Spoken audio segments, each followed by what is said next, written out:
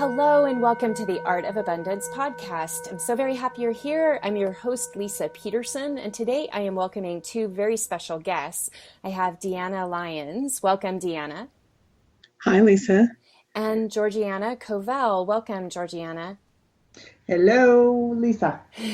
I'm so happy you're here. We're going to have this amazing conversation about living a proactive life and the benefits of that, and also the drawbacks when we live a life where we don't feel like we have the power to choose or to take control, really. So what I wanted to do was pose some questions to both of you, have you introduce yourselves, and then we'll dive into some questions. And I think that the listeners will learn something new about this whole thing about choice and reacting and proactive decisions. So let's get started. Georgiana, do you want to introduce yourself and tell people just a little more about you? Sure, thank you. I'm Georgiana Kovell with Georgiana Kovell Coaching, and I work with solopreneurs and small business owners, women primarily, to increase their effectiveness around their performance, to get out of the overwhelm and gain clarity about where they're going and what they need to do so they can have more fun and make more money in their businesses, and really everything in their life as well. That's always good, right? Have fun all the time. And you can find out more about me at my website at www.georgianakovell, and that's GeorgianaKovell.com. I'm sure it'll be in the notes. That's where you can find out more about me. Awesome, thank you. So Deanna, do you want to tell us a little more about you? Sure. So my name again is Deanna Lyons, and I recently started a coaching or hypnotherapy practice. I offer hypnotherapy, EFT or emotional freedom technique, also known as tapping, and matrix reimprinting, which is it takes tapping to a deeper level. The coolness about the tools that I use is we're getting down to the origination of limiting beliefs. So it's really great to help somebody overcome a stumbling block that they just haven't been able to find any other way to get out of it, and to start to free up stuck energy and then use that energy for the great things they want to do in their life and to be more free. You can learn a little bit more about me at my website, and it's Time for Us to Fly, TIME, the number 4, US, the number 2, FLY.com. Thank you.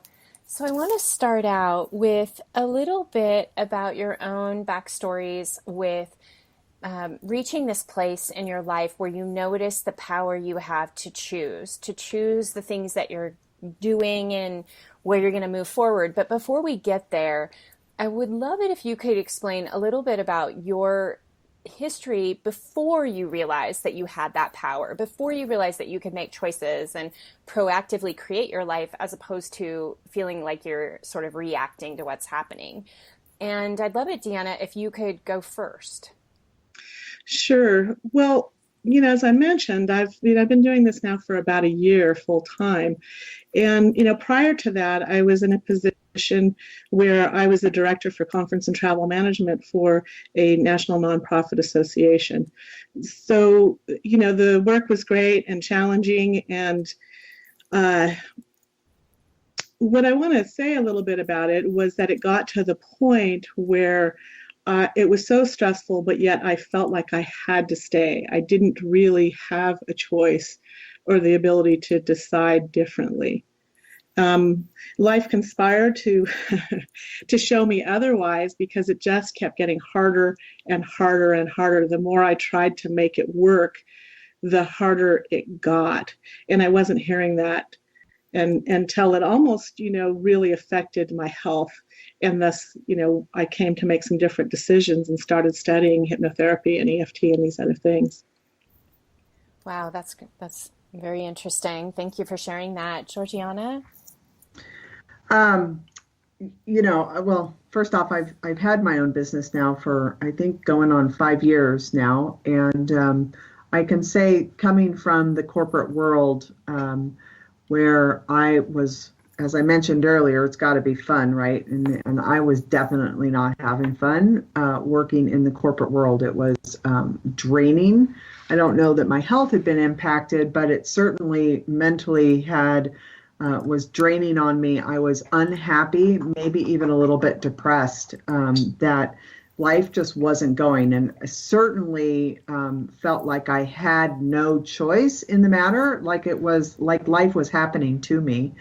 And, I would definitely say when I left, it was, making decisions for me was something that, I had learned a lot about as something that really could have power, ultimately, just choosing something because it's something that you're choosing versus, making a decision about something that powerfully pulled you forward into action. But, it really was deciding, there's certainly been times in my life that I want to say deciding has been a reaction to something to get away from, it's always been, my decisions have been to get away from something, not to move to something, but to get away from something else. And, I think that's, I don't know, does that answer your question? I think Yeah. that, yeah. It's really powerful. I'd actually like to talk about that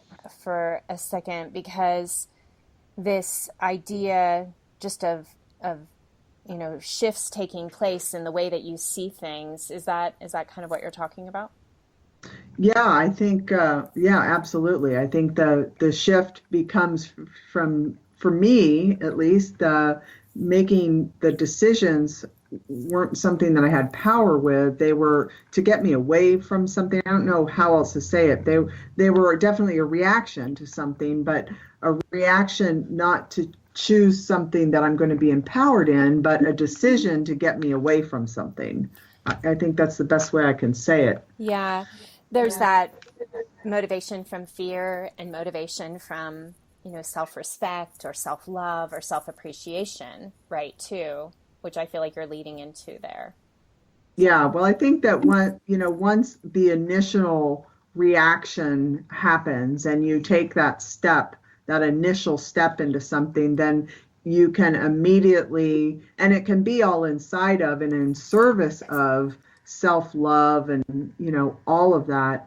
But I don't think at first, I think at first it definitely doesn't start there, but it's that first step that just you kind of can, for myself, I can just jump into breathing again and then getting, okay, this is in service of me and what I want and, what I'm up to in life. And from there, there's just so much more power to start to create and make the choices from, because it's in service of you and in service of something bigger, I should say.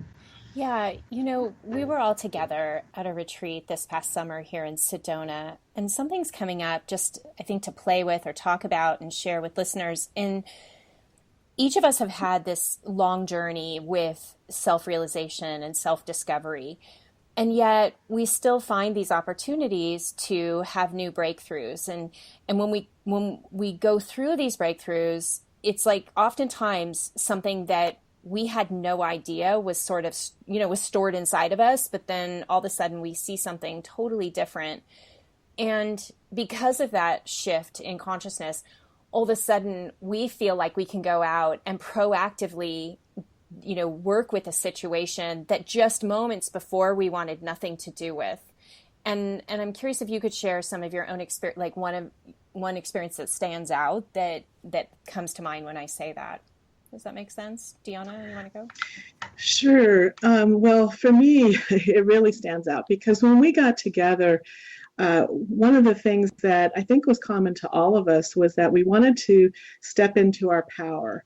And after that has come more and more of that for me. Obviously when I made this decision to switch gears, that was one layer. And then, the work that we did through the retreat also really helped me to step into the next level of power within myself. Now, folks that have known me for a long time would know that standing in front of a camera or speaking like I am right now was not my thing. I was the person behind the scenes making sure that was all taken care of.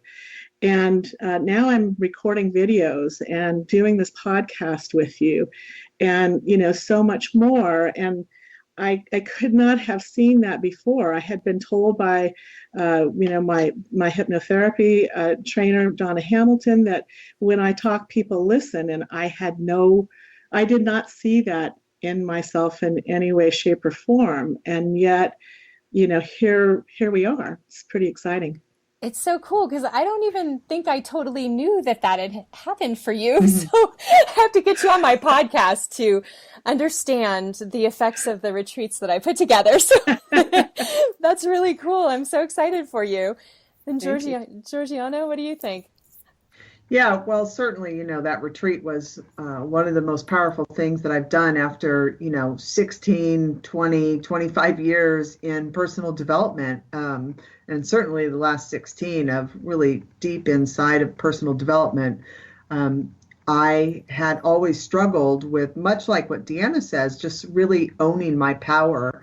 And you could say, like, I drew a line in the sand before that. You could say I made a decision, I chose, whatever you want to say. Like there was a line in the sand that I was going to come out of that retreat having owned my power. And, I had no idea what was in the way. Like it was such a blind spot to me. I couldn't have told you what it was in a million years. But, in that retreat, I really got like that there's the hidden, they're not really gems, but that's what I'm going to say it, a gem in a way, because the things that arise when I made that decision, one, to be there, and what I was drawing a line in the sand, and then the willingness to just be there and allow whatever to come up, was one of the life altering things for me out of, more than 30 years of personal development. It was probably the biggest thing that I have ever seen, and just the most change making for myself. And, just in a quick minute about it is just really seeing that all the walls that I had created and kept myself separate from everybody. And just there was no way I could really own my power as long as that wall was there.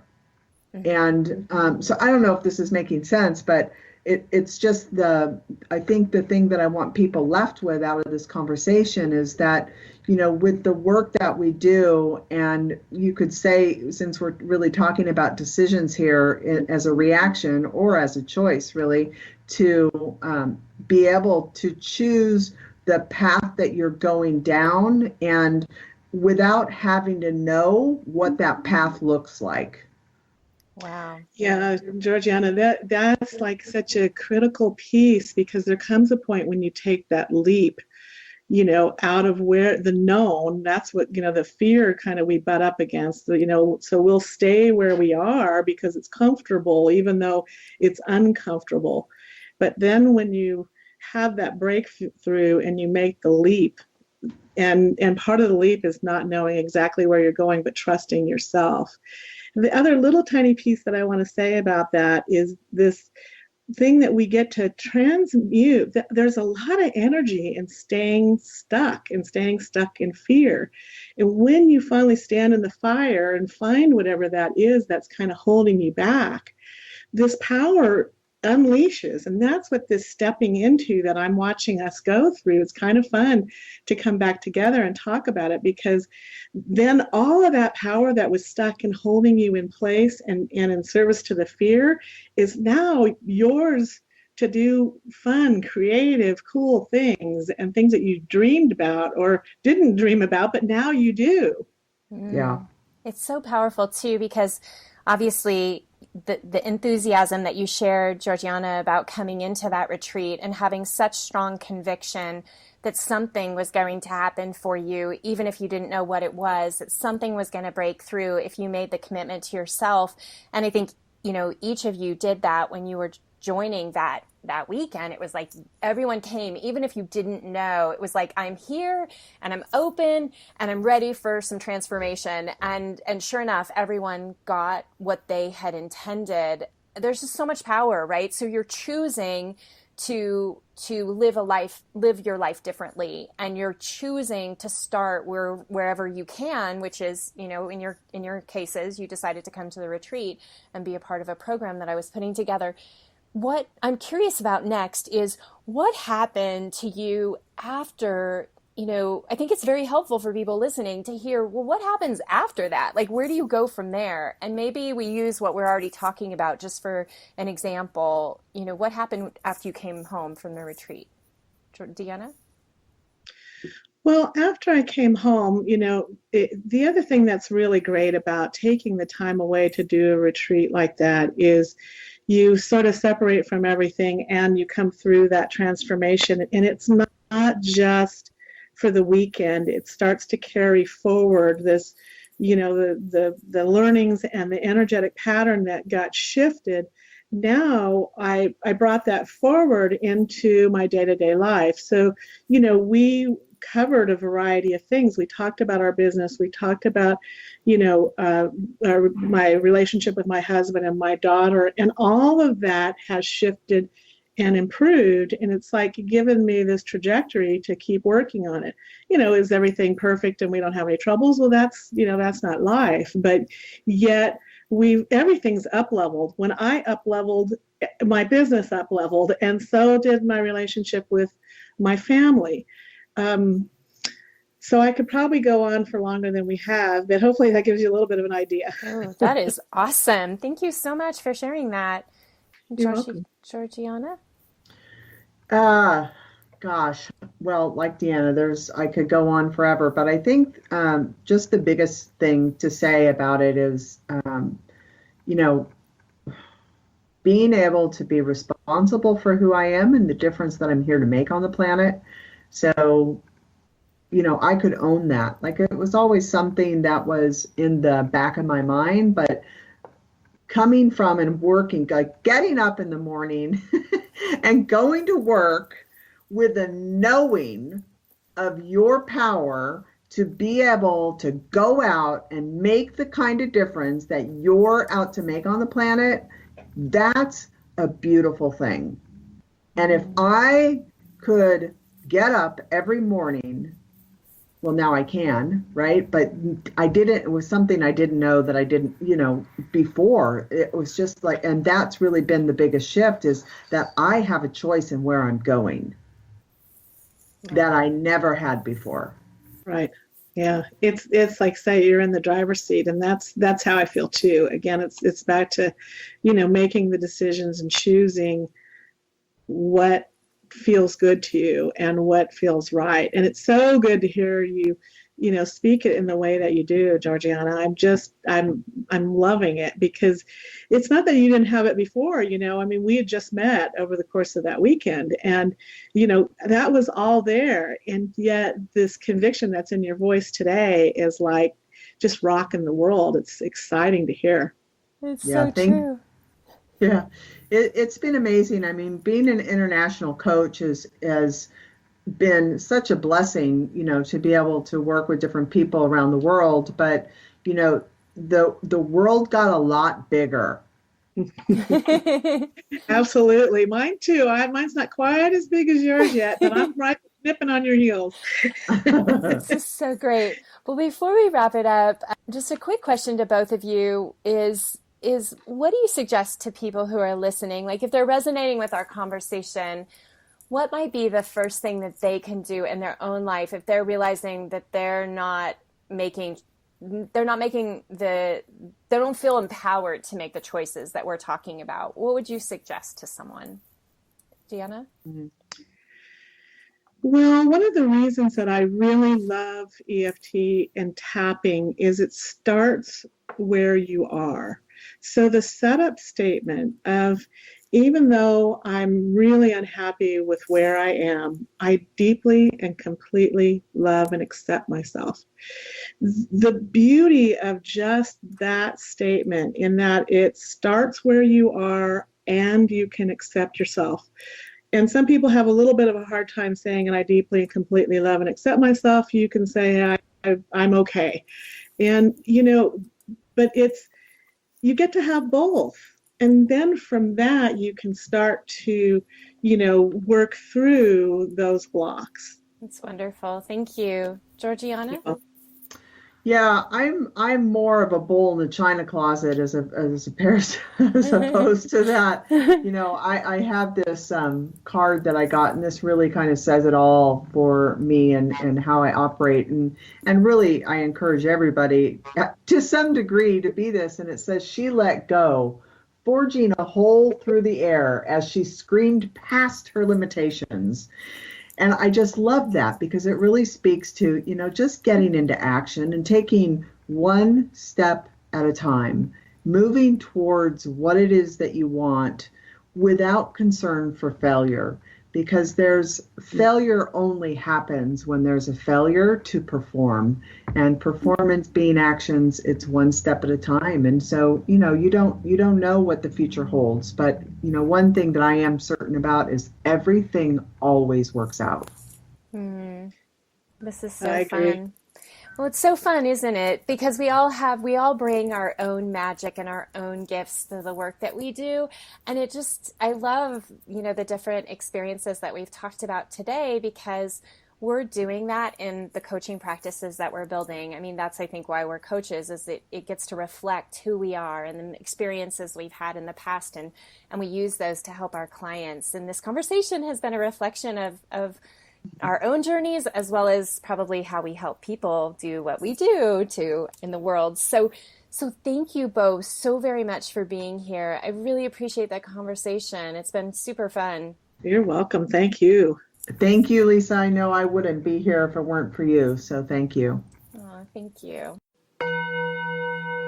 Thanks for listening to the Art of Abundance podcast. For more life-changing articles and to get your free copy of my Wealth Flower Assessment, a tool designed to help you create exactly what you want in your life, log on to wealthclinic.com.